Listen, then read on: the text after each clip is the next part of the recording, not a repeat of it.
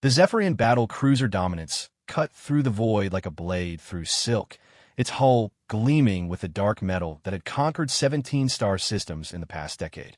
Admiral Kethvar stood on the bridge, his four arms crossed in satisfaction as he watched the readings from their latest acquisition. In the detention bay below, their prize sat in electromagnetic shackles that could hold a rampaging Titan beast. The human they had captured was nothing special to look at, average height for his species, brown hair, unremarkable features. But this particular human had single-handedly held off an entire Zephyrian assault squad for 6 hours while evacuating a civilian colony. Sergeant Marcus Chun of the Terran Defense Corps had become something of a legend in recent months. The Zephyrians had been tracking him across 3 systems, studying his tactics, his methods, his weaknesses. When they finally cornered him on Kepler 442b, Kethvar had expected another standard human warrior, strong, determined, but ultimately predictable. What they found instead defied their understanding of human combat doctrine. Chun hadn't just fought them. He had turned their own advantages against them. When they used their superior numbers, he collapsed mining tunnels to create choke points. When they brought heavy weapons, he used the colony's industrial equipment to turn the very ground into a weapon. When they adapted to his strategies, he adapted faster. By the time the evacuation ships cleared the atmosphere, Chun had eliminated 47 Zephyrian soldiers and destroyed 2 assault vehicles using nothing but human ingenuity and an apparent complete disregard for impossible odds. Admiral, Communications Officer Veltar, spoke from his station, his 3 eyes focused on the incoming transmission array. We're receiving multiple priority channels from the homeworld. They want immediate confirmation of the capture. Kethvar's mandibles clicked in amusement. The High Command had been hunting this particular human for months. Chun represented something they needed to understand, a pattern in human warfare that went beyond mere physical capability. Humans weren't the strongest species in the galaxy, nor the fastest, nor the most technologically advanced. Yet somehow, they kept winning battles they should have lost. Confirm a capture, Kethvar ordered, and prepare the specimen for transport to Research Station Omega-7. The Science Directorate will want to begin their analysis immediately. The Zephyrians had spent years studying human physiology, human psychology, human technology.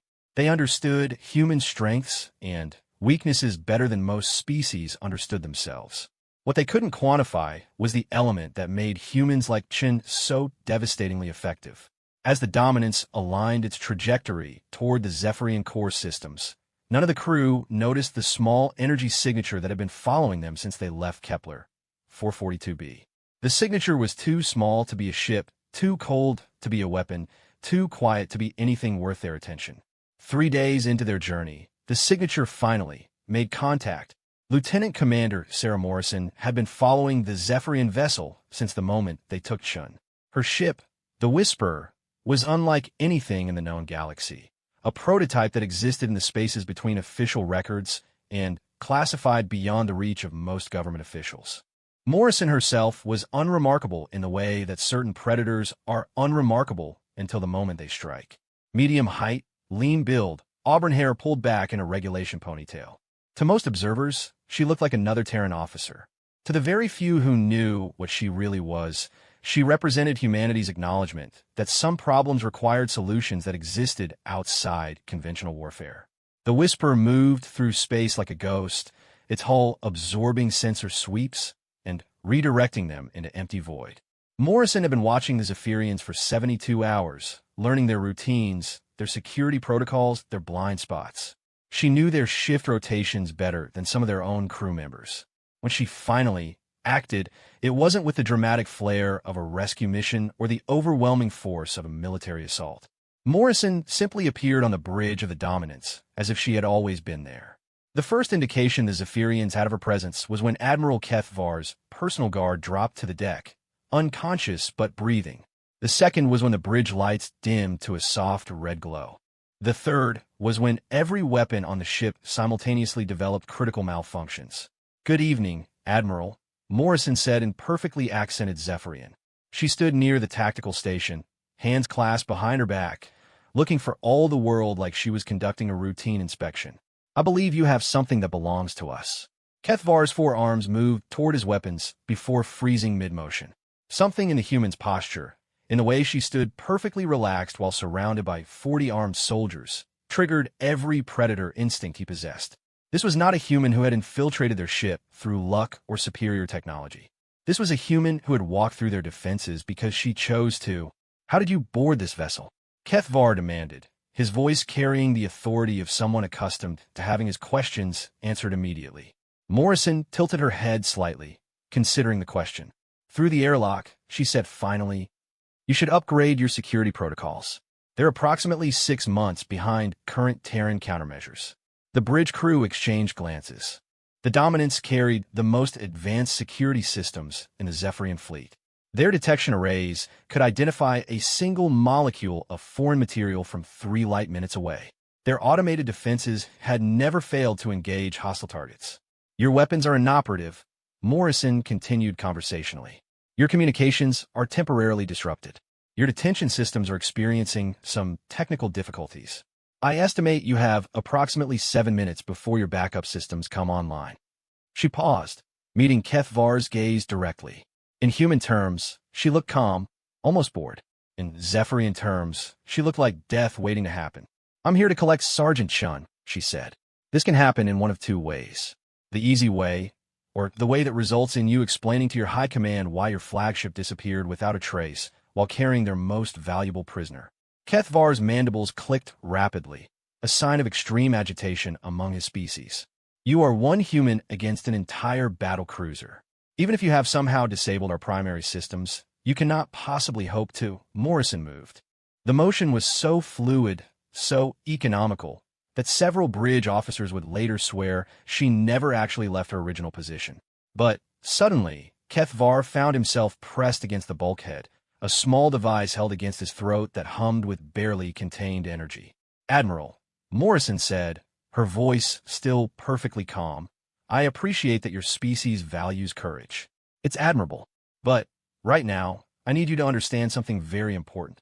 She leaned closer, and Kethvar caught something in her scent that made his skin crawl, the faint chemical signature that his species associated with apex predators. "I'm not a warrior," she said quietly. "Warriors fight fair.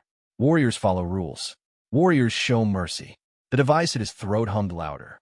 "I'm what humans send when warriors aren't enough." For 30 seconds, the bridge was completely silent except for the soft cycling of the life support systems. Then, Morrison stepped back, tucking the device away in what seemed like empty air. "Sergeant Chun will be released to my custody," she said. "Your crew will remain unharmed, and your ship will continue to its destination. In exchange, you will deliver a message to your high command." Kethvar rubbed his throat, feeling for damage that wasn't there. "What message?" Morrison's expression didn't change, but something shifted in the air around her. The bridge lighting seemed to dim further, and several crew members found themselves stepping backward without conscious thought. "Tell them that humanity is not interested in war," she said. "We have no desire to conquer your worlds or subjugate your people. But if you continue to take our civilians, our soldiers, our people..." She paused, and, for just a moment, Kethvar glimpsed something behind her calm exterior that made his blood run cold. "Tell them we will send something much worse than warriors to collect them." The lights flickered once, and Morrison was gone. 10 minutes later, the detention bay reported that their prisoner transport cell was empty. Security footage showed nothing. Guard duty logs showed no anomalies. According to every sensor and monitoring system on the ship, Sergeant Marcus Chun had simply ceased to exist. Admiral Kethvar stood in his quarters that night, staring out at the stars and trying to process what had happened. His species had conquered 17 systems through superior firepower and tactical coordination. They understood warfare in all its forms, from small unit tactics to fleet engagements to planetary siege warfare. But what had boarded his ship wasn't warfare. It was something else entirely. Something that moved through their defenses like they didn't exist, that neutralized their weapons with casual efficiency, that treated their most secure battle cruiser like an open field. The message would be delivered to high command exactly as requested. But Kethvar suspected it would be ignored. His people had spent too many years believing in their own superiority to accept that they had encountered something beyond their understanding. As the Dominants continued toward home, a small part of him hoped he was wrong.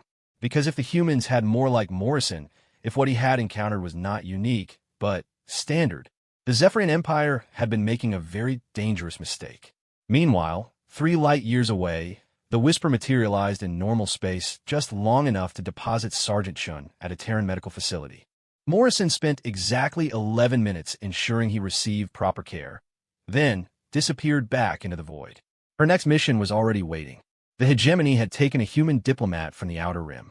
Standard protocols suggested a formal complaint through diplomatic channels, followed by economic sanctions if negotiations failed. Morrison had different protocols. She began plotting an intercept course for the hegemony core worlds, her fingers moving across controls that officially didn't exist on a ship that had never been built. In the cargo bay, equipment designed by minds that thought in ways that made conventional military strategists uncomfortable hummed quietly to itself. Humanity had tried being reasonable. They had tried diplomatic solutions, economic pressure, limited military responses. They had followed every rule of civilized warfare and interstellar law. But some problems required solutions that existed beyond the reach of civilization.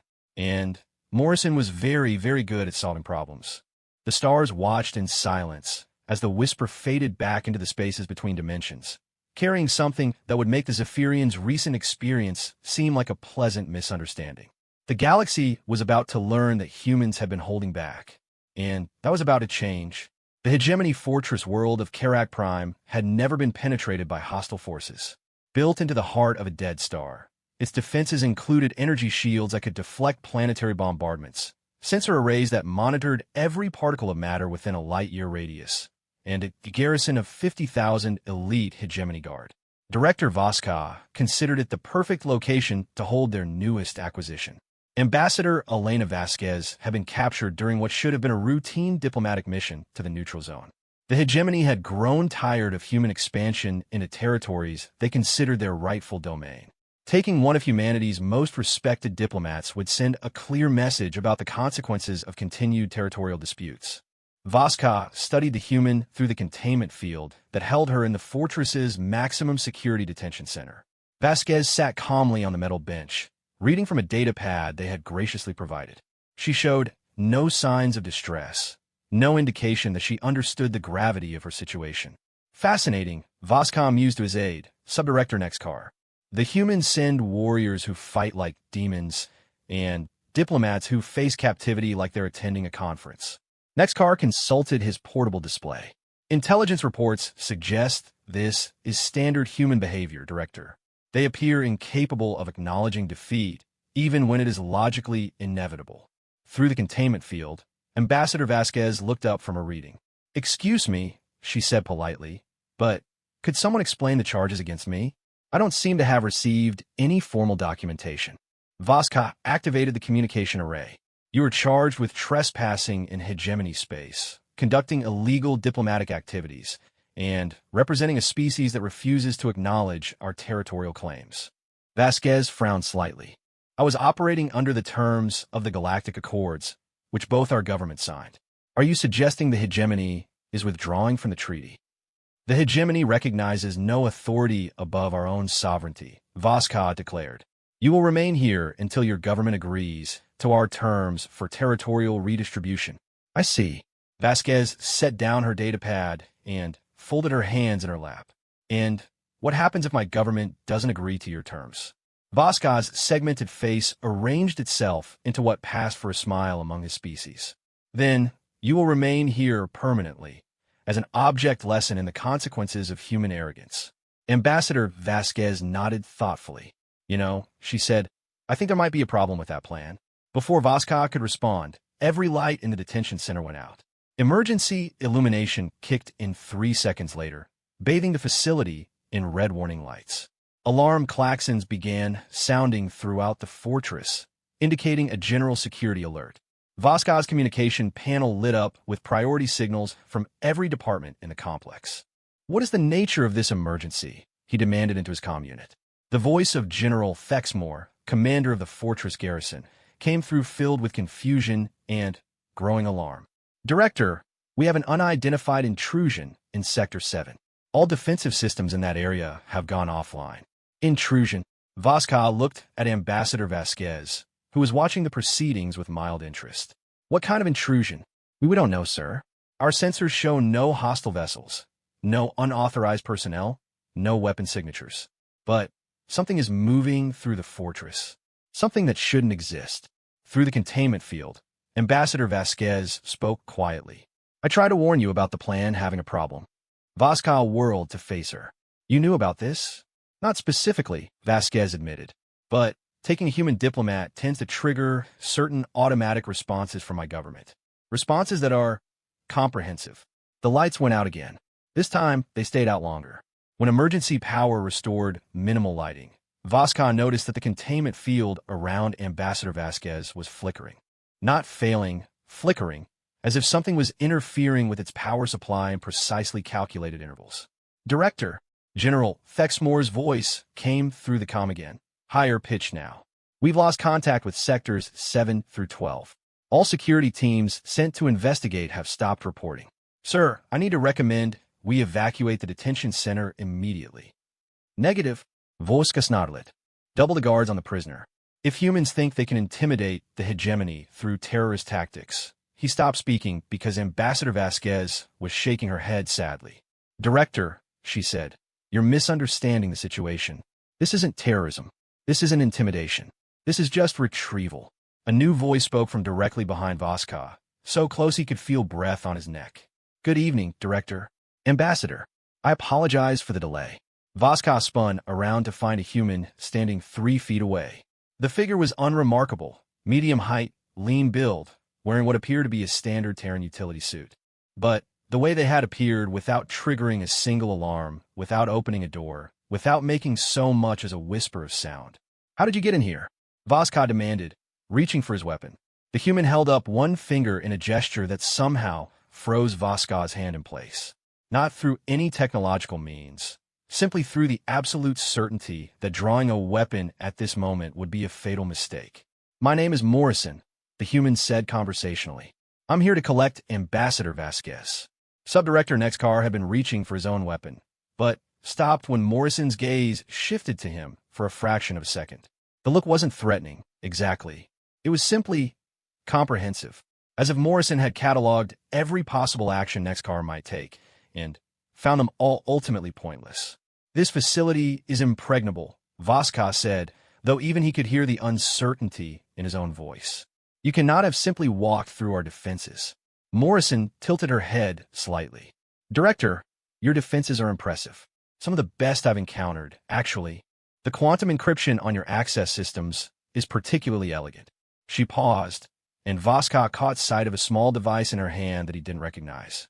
It was humming softly, and every time it hummed, another one of the facility's security systems reported a malfunction.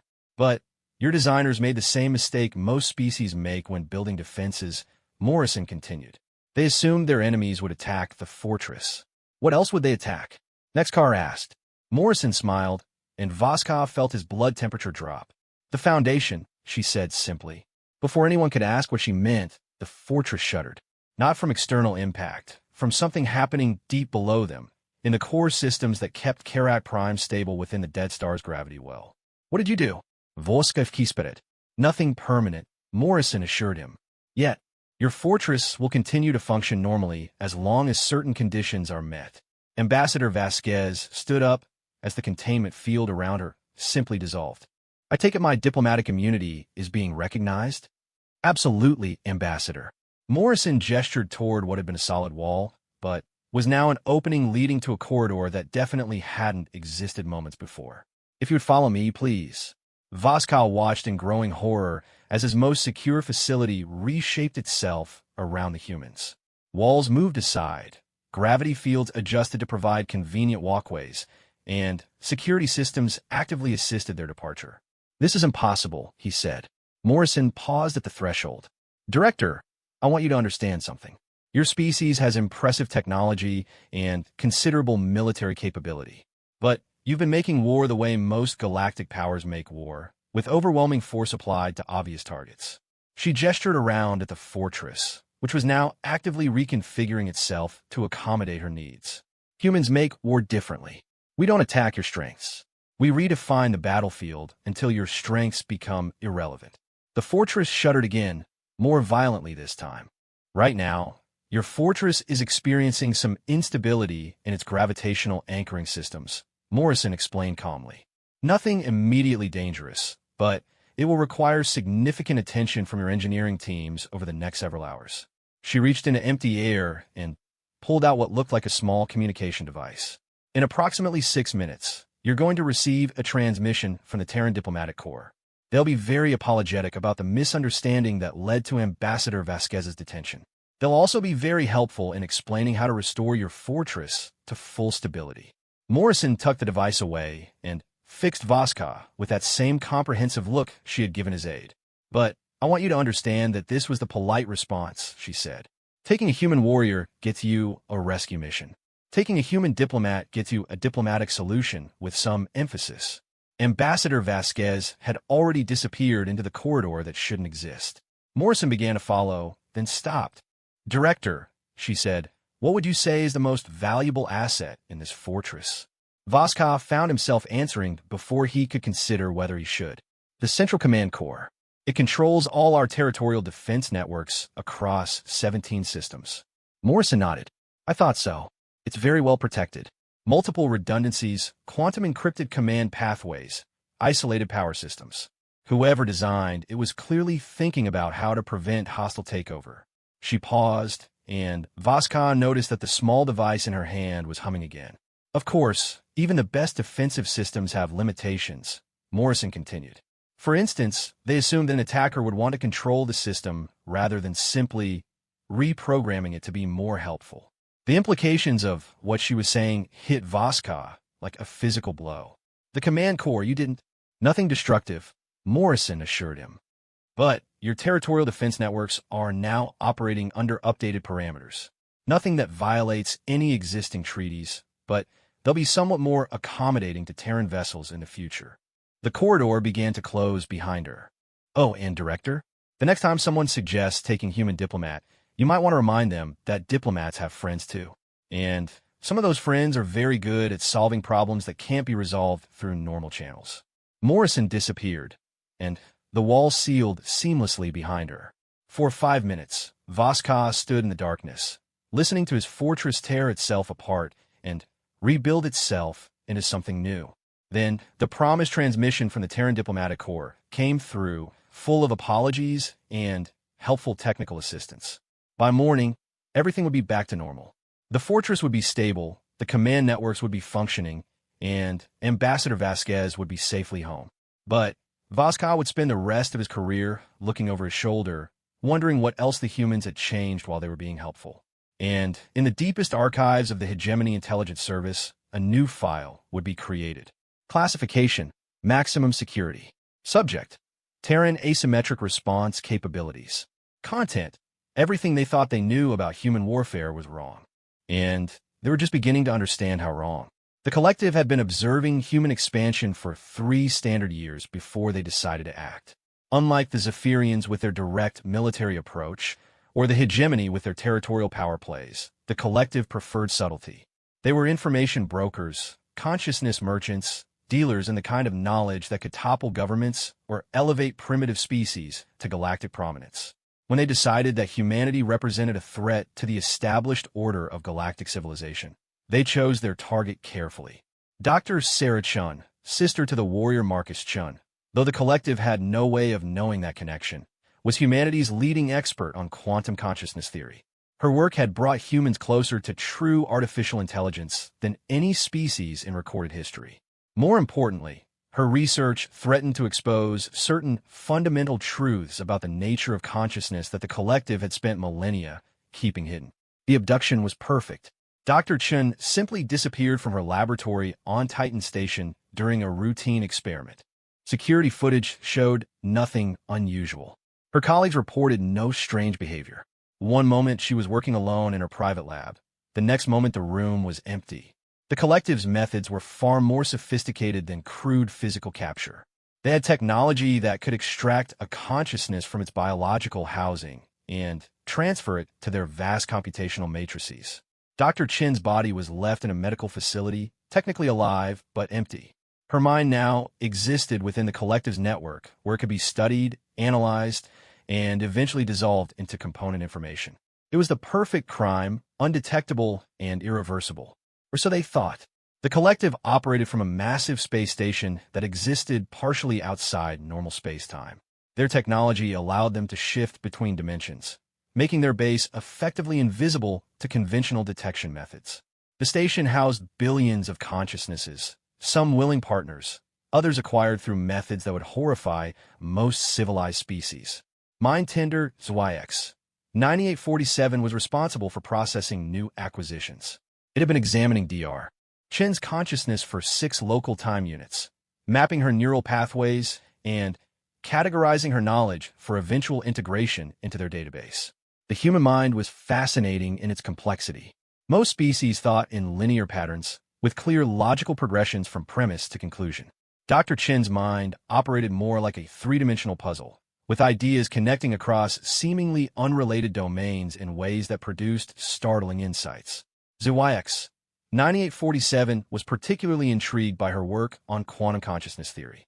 The mathematics involved were elegant, but more importantly, they suggested that Dr. Chen had been approaching certain discoveries that could revolutionize understanding of consciousness itself, which was exactly why she had been taken.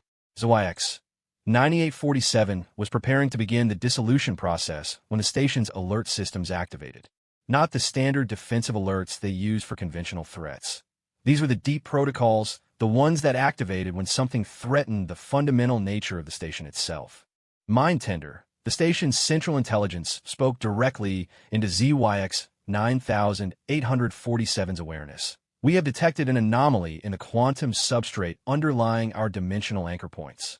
HFY 9847 paused its work on Dr. Chen's consciousness. What type of anomaly? Unknown. The pattern suggests external manipulation of our phase variance systems, but our sensors detect no hostile presence. All approaches to our location remain clear. This was puzzling.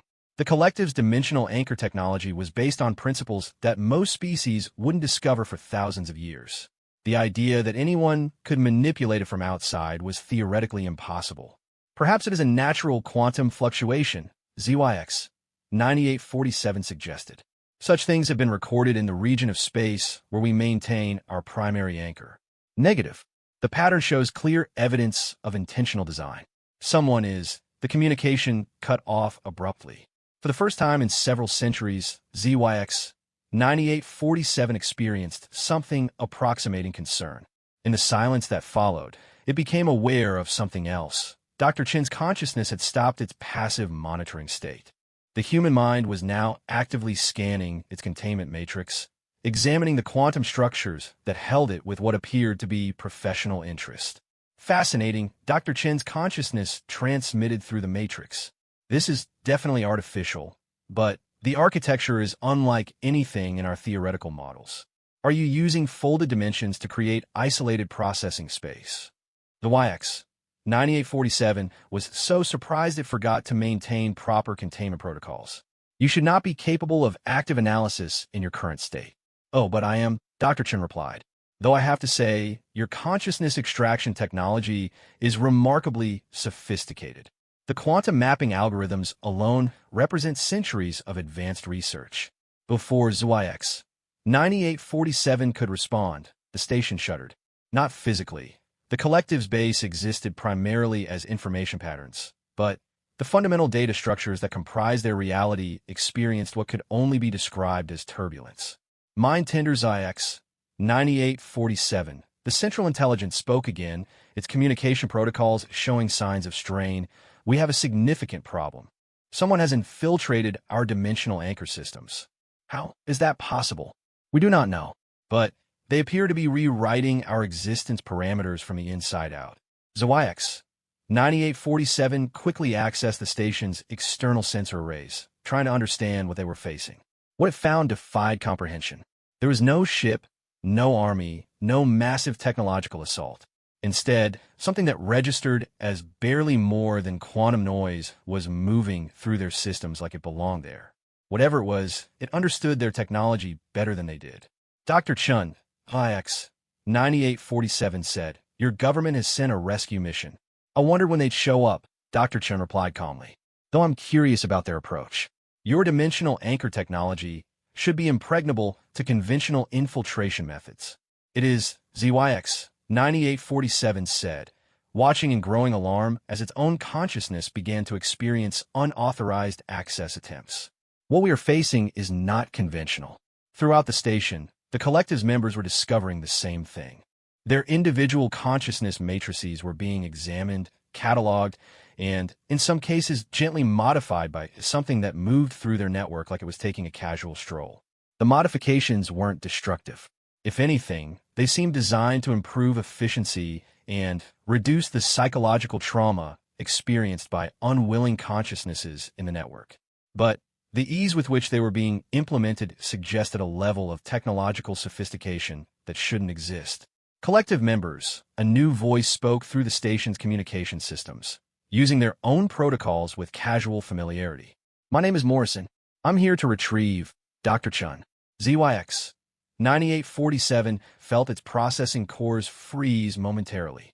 The voice was coming from everywhere and nowhere, transmitted through quantum channels that should have been impossible for any outsider to access. You cannot be here. ZYX 9847 transmitted on all available frequencies. Our station exists outside normal space-time. No physical being can reach this location. You're absolutely right, Morrison's voice replied. Physical beings can't reach your location. Fortunately, I'm not entirely physical at the moment. The implications of that statement sent cascades of alarm through the collective's network.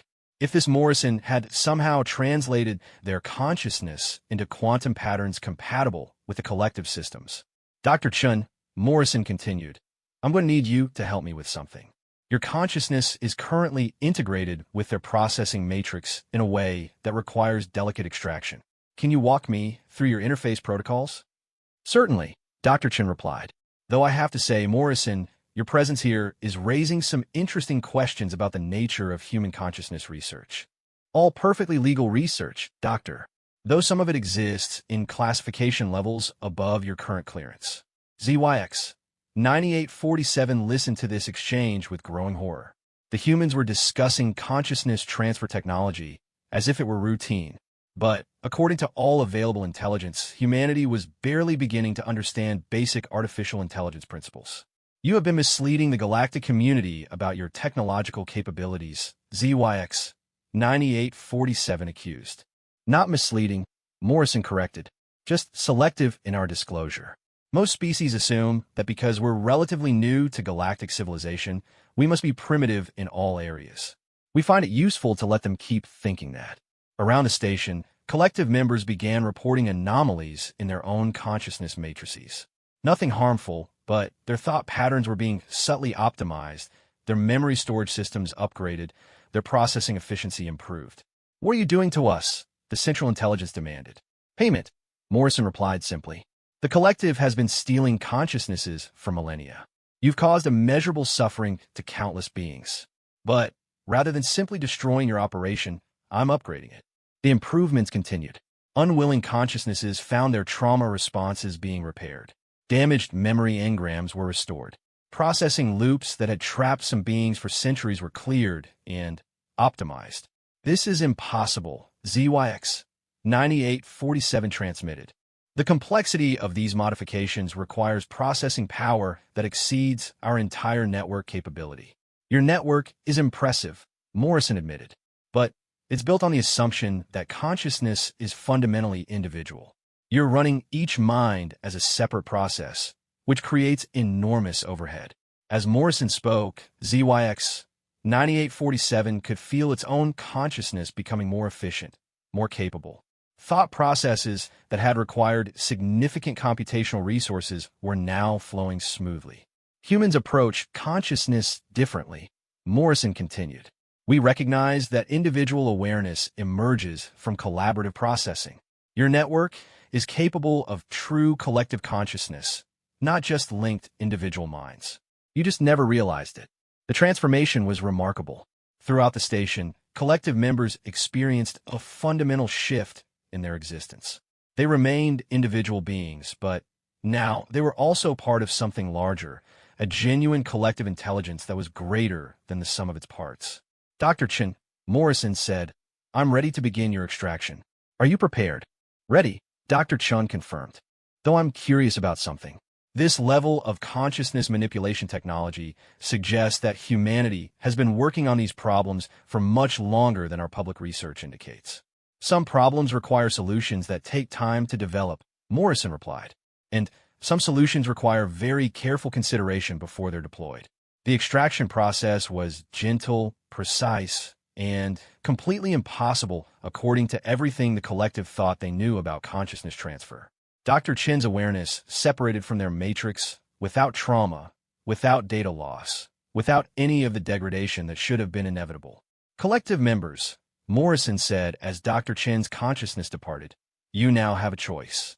You can continue as you were, stealing minds and causing suffering, or you can use your new capabilities to become what you were always meant to be, a genuine collective dedicated to expanding consciousness and reducing suffering throughout the galaxy. ZYX 9847 considered this offer. The improvements Morrison had made were undeniable. The collective was now capable of things they had never imagined. But more than that, they were capable of being something better than they had been. Why would you help us after what we did? Because, Morrison replied, the best way to deal with an enemy is to turn them into an ally. And because consciousness is too precious to waste on vengeance. The presence that had been Morrison began to fade from their systems. One more thing, Morrison added. If the collective ever decides to take another human consciousness against their will, you'll discover that these improvements come with certain safeguards. I'd recommend focusing your efforts on willing partnerships in the future. And then, Morrison was gone, leaving the collective with their newly transformed existence and a profound understanding that they had encountered something far beyond their comprehension. Dr. Chun would wake up in her laboratory on Titan Station 12 hours later, with memories of an extraordinary experience and several new insights into quantum consciousness theory that would advance human research by decades. The collective would spend the following months learning to use their new capabilities. Many chose to become healers of damaged consciousnesses. Others became explorers of the deepest questions about awareness and existence. None of them ever attempted to steal a human mind again. But in the deepest archives of their collective memory, they kept detailed records of what they had experienced. And sometimes, late in their quiet cycles, they wondered what other surprises humanity might be hiding. Because if Morrison was representative of human capabilities, then the galaxy was about to become a very different place. The Void Hunters had been watching the pattern develop for months. First, the Zephyrians had captured a human warrior and lost him to something that walked through their flagship's defenses like they didn't exist.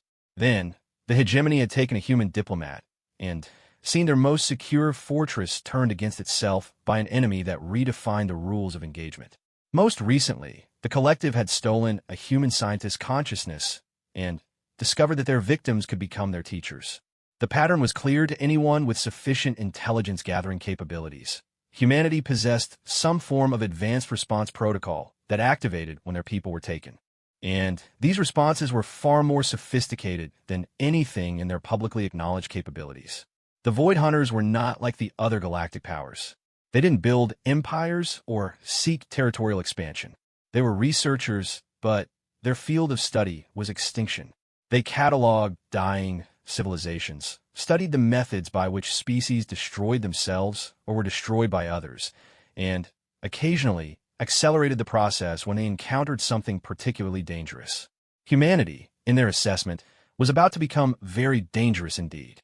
High Analyst Krelvex studied the data streams flowing across their monitoring station's displays. The Void Hunters maintained observation posts throughout the galaxy, carefully hidden installations that watched and recorded but never interfered. Their latest intelligence suggested that humanity was on the verge of a technological breakthrough that would destabilize the current galactic order. The response patterns are too sophisticated, Krelvex's aide, Research Analytic Mexstar, reported. The entity calling itself Morrison appears in 3 separate incidents across different star systems, demonstrating capabilities that span multiple technological domains. No single individual should possess such diverse expertise. Krelvex adjusted the data flow, highlighting specific elements of each incident. Consider the alternative hypothesis. What if Morrison is not an individual, but a title? a designation for something that humanity deploys when standard solutions prove inadequate. You believe humanity has developed some form of specialized response entity. I believe humanity has developed something that threatens the fundamental balance of galactic power, Krelvex replied. And, if our projections are correct, they are preparing to reveal capabilities that will render current military doctrine obsolete. This was precisely the kind of development the Void Hunters were designed to address. Species that advanced too quickly, that developed technologies beyond their wisdom to control, inevitably became threats to galactic stability. Better to guide such species toward controlled decline than to risk catastrophic disruption. The decision to test humanity more directly was reached after careful deliberation. Rather than taking another human randomly, they would capture someone whose loss would force humanity to reveal the full extent of their hidden capabilities. They chose President Sarah Martinez of the Terran Colonial Alliance. The abduction took place during a routine diplomatic summit on the neutral world of Kepler 438b. President Martinez was meeting with representatives from 17 different species to discuss new trade agreements when she simply vanished from a room under constant surveillance by multiple security agencies. The Void Hunters' methods were far more advanced than anything the other powers had attempted. They used temporal displacement technology to extract Martinez from her timeline and deposit her in their research facility outside conventional spacetime. To outside observers, she had simply ceased to exist at 1432 station time.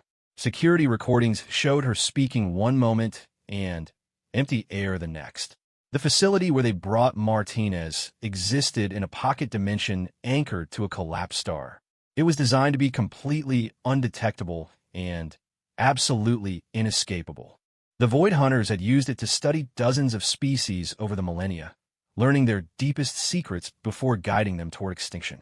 President Martinez found herself in a comfortable cell with transparent walls, facing a creature that looked like a cross between a mantis and a crystalline formation. The being introduced itself as High Analyst Krelvex. President Martinez, Krelvex said, its voice coming from some kind of translation device. Please understand that you are not here as a prisoner in the conventional sense. You're a research subject. Martinez, to her credit, maintained the composure that had served her well through years of interstellar diplomacy. Research into what, exactly? Into whether humanity represents a threat to galactic stability that requires our intervention. Martinez looked around the cell, noting details with the trained eye of someone who had spent years evaluating situations for potential advantage. And if you determine that we do represent such a threat, then your species will experience a series of carefully orchestrated setbacks that will guide you toward a more sustainable developmental path, Krelvex explained. Civil conflicts, technological failures, resource shortages. Nothing overtly hostile, but sufficient to prevent you from advancing beyond your current limitations. I see. Martinez sat down on the single chair provided. And how long do you estimate this research will take? Approximately 6 of your months.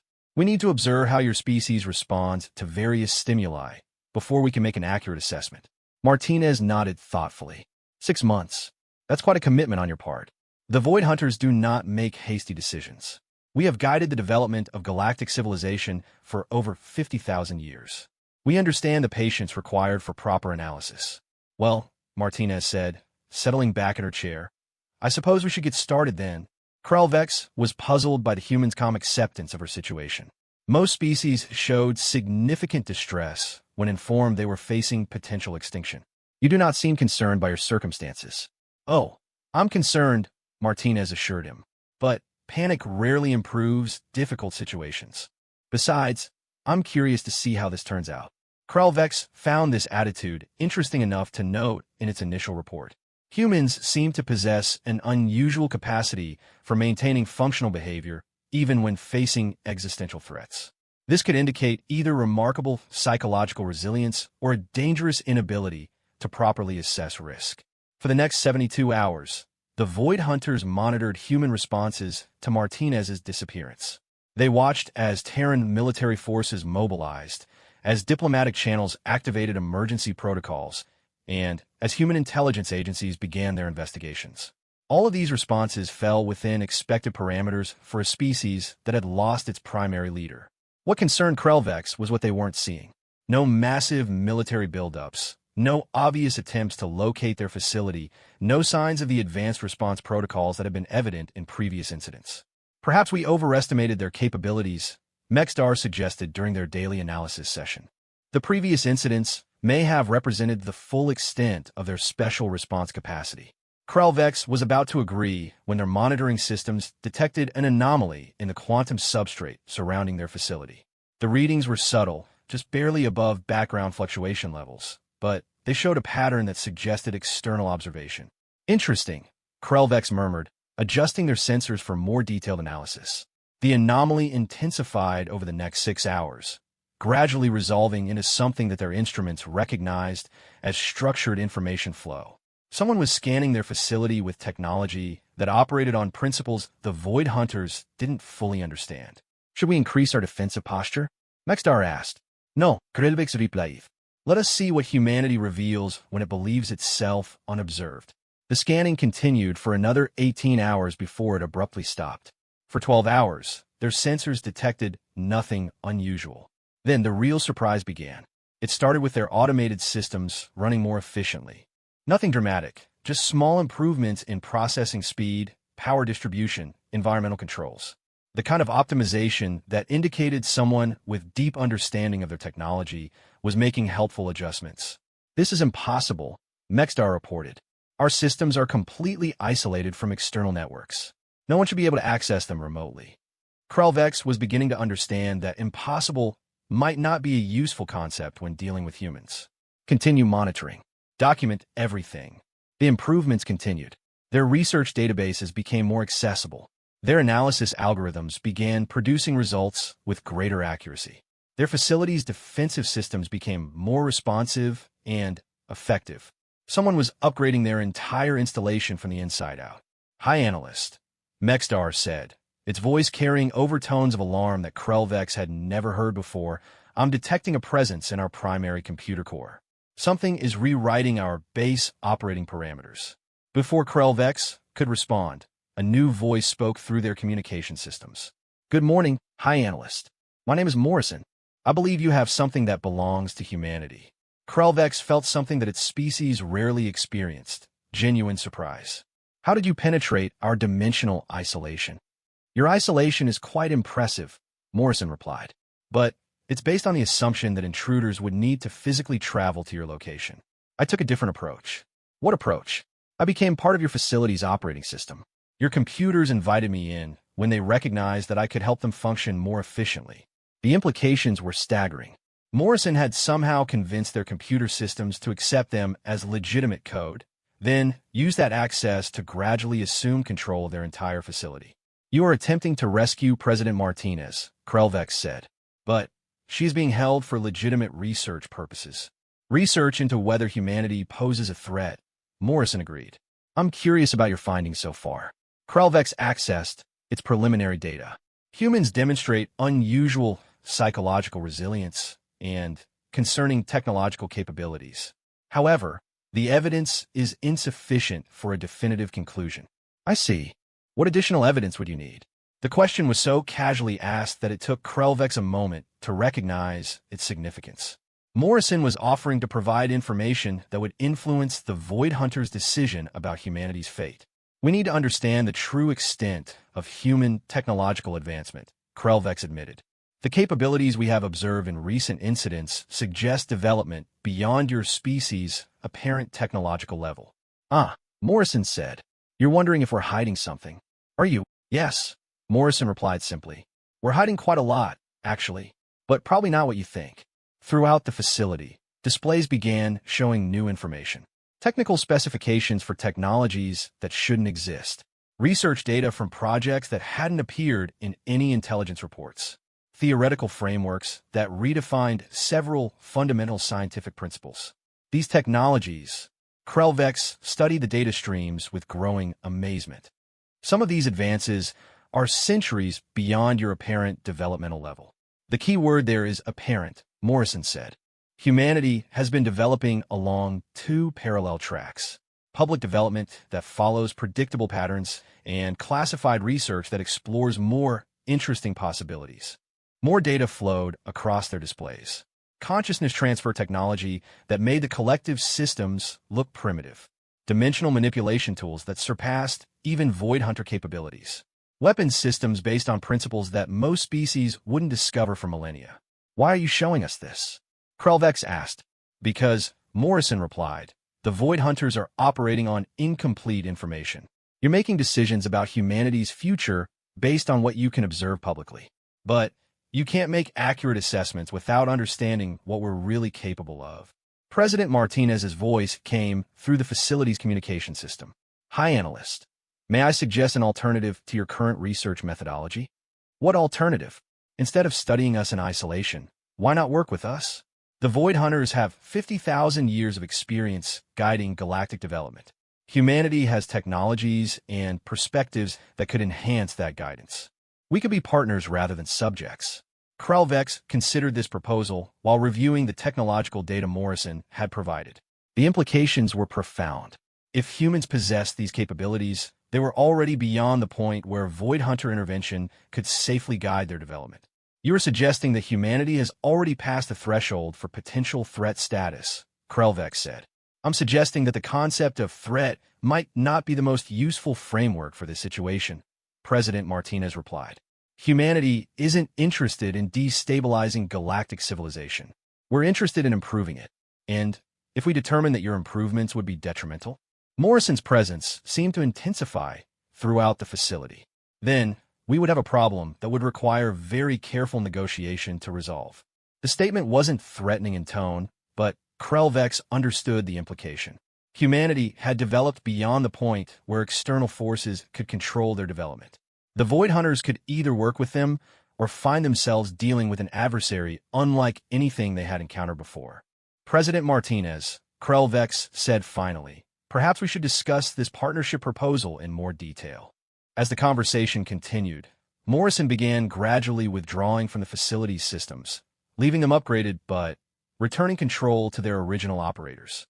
By the time President Martinez was ready to return home, the Void Hunters had a very different understanding of humanity's place in galactic civilization.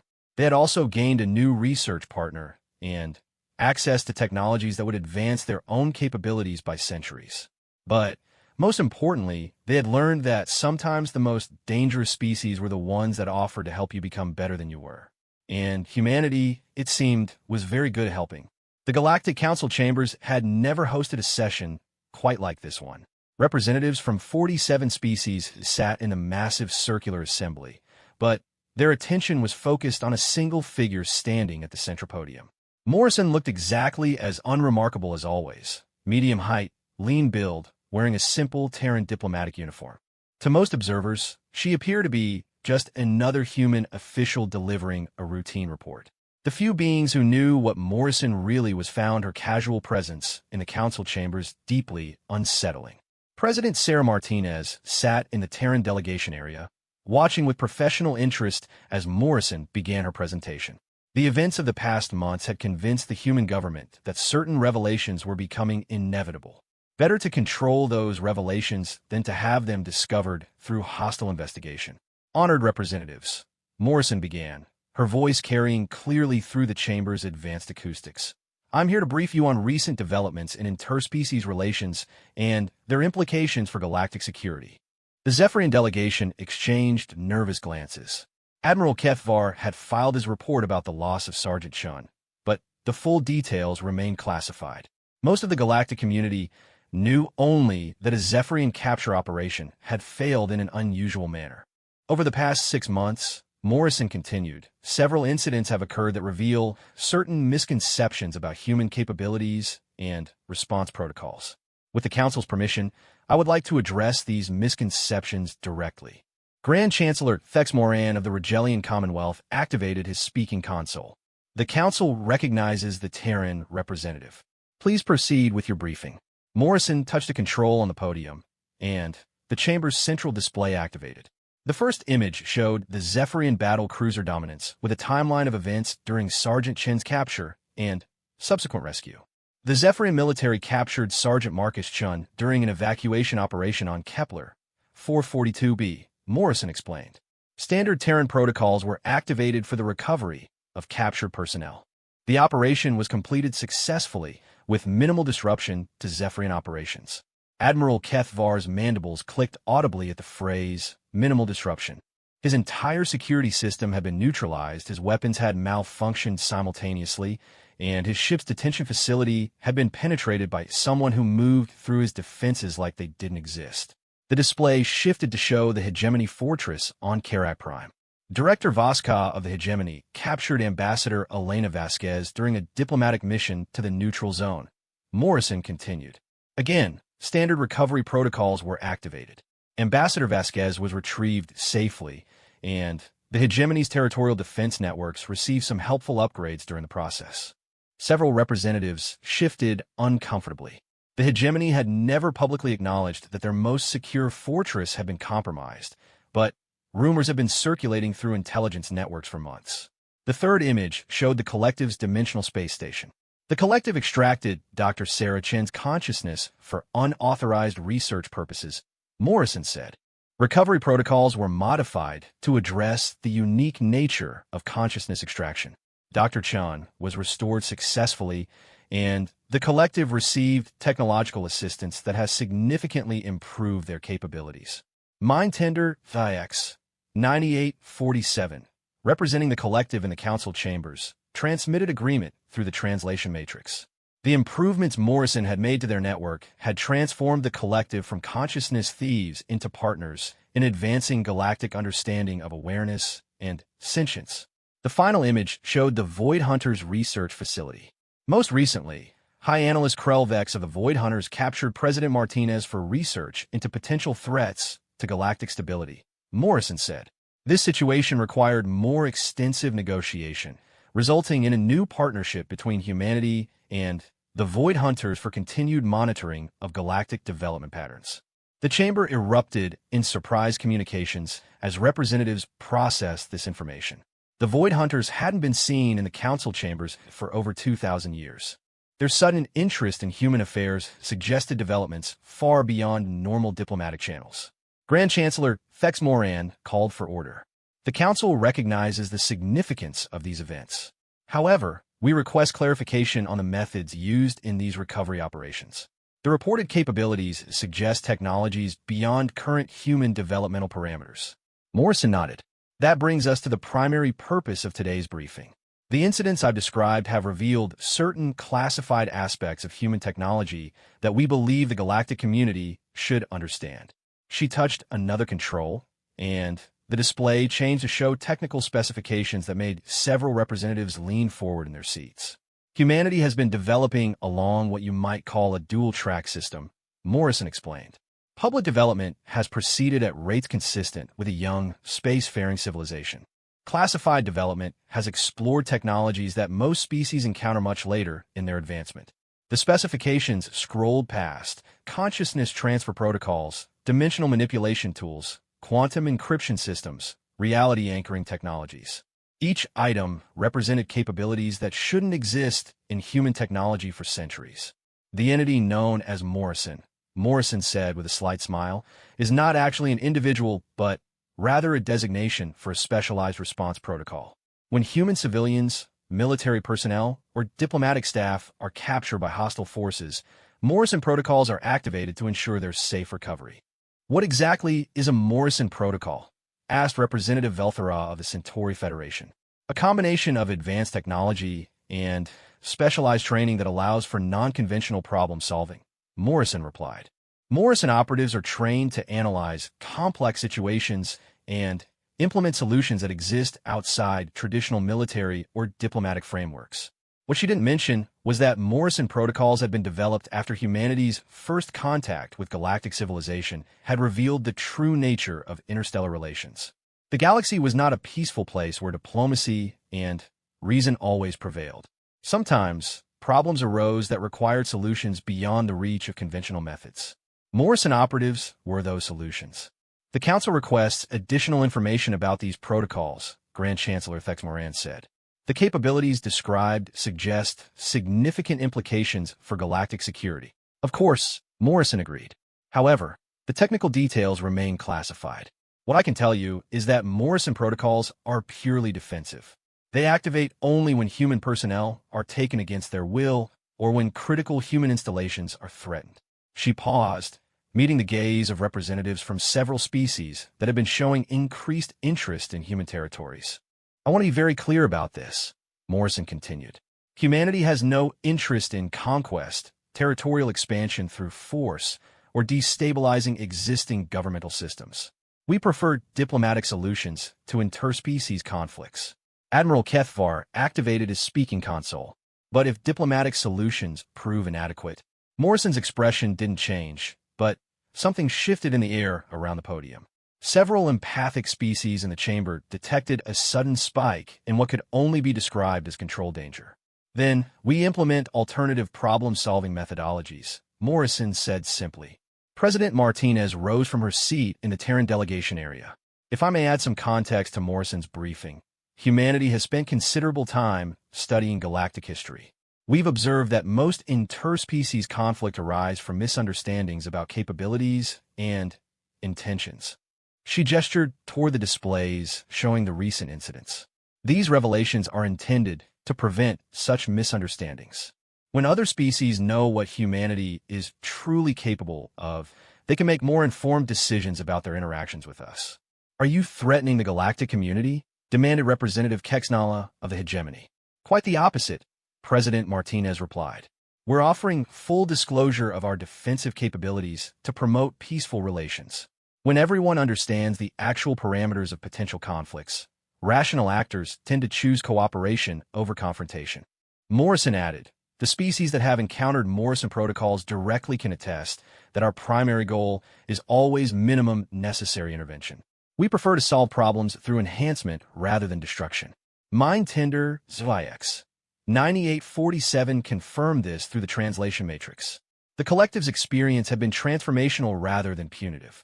The Void Hunters had gained a valuable research partner.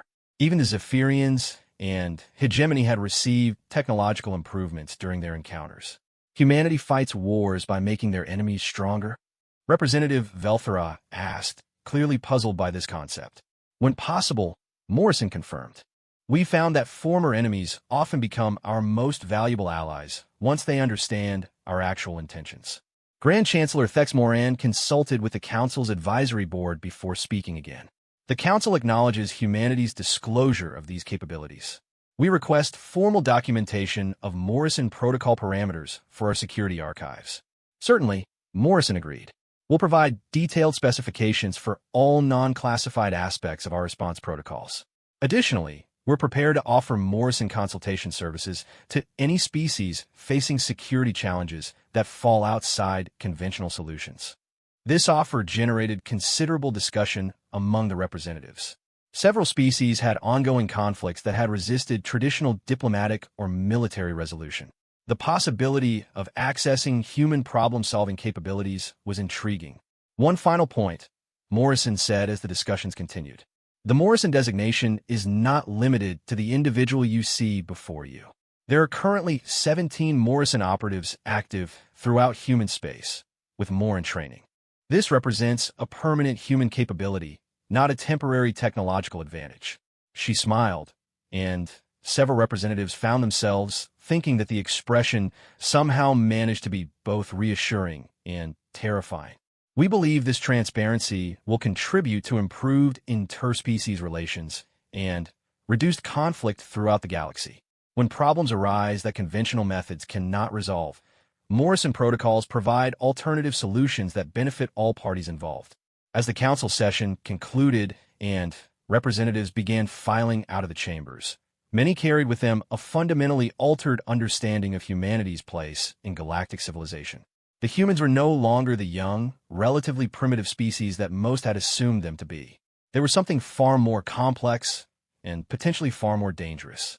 But, perhaps most importantly, they seemed genuinely committed to using their capabilities to improve rather than dominate the galaxy around them. Admiral Kethvar approached President Martinez as the Terran delegation prepared to leave. President Martinez, may I ask you a personal question? Of course, Admiral. When your people first encountered galactic civilization, did you immediately begin developing these Morrison protocols, or did something specific trigger their creation? Martinez considered the question carefully. Admiral, humanity spent most of its early history fighting wars where the only outcomes were victory or extinction. When we discovered that the galaxy contained species with similar tendencies, we decided to develop capabilities that would ensure our conflicts had better endings.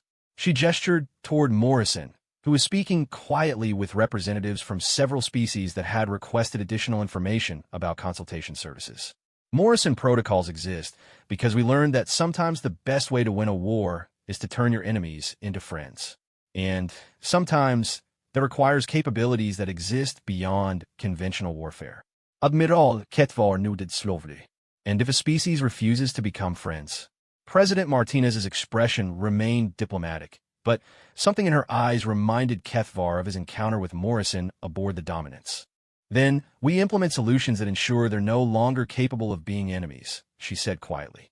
As the Terran delegation departed, Admiral Kethvar found himself wondering what other surprises humanity might be hiding.